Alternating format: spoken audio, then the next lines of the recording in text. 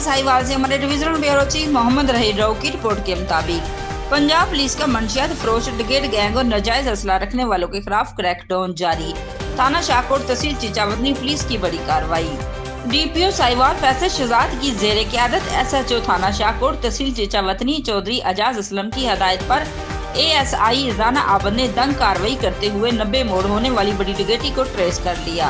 मुलजम गिरफ्तार अरफान उर्फ फाना वल्द रमजान कौम ओड सकना 5312L मुकदमा नंबर 117-23 और मुकदमा नंबर 142-23 अल्लाह रखा वल्द रमजान कौम ओड सकना 5312 मुकदमा नंबर 180-23 हसन वल्द सिकंदर कौम भट्टी सकना 2614L मुकदमा नंबर 170-23 मुलजम से 8,02,000 रुपये कैश, वीवो मोबाइल और 30 बोर पिस्टल बरामद।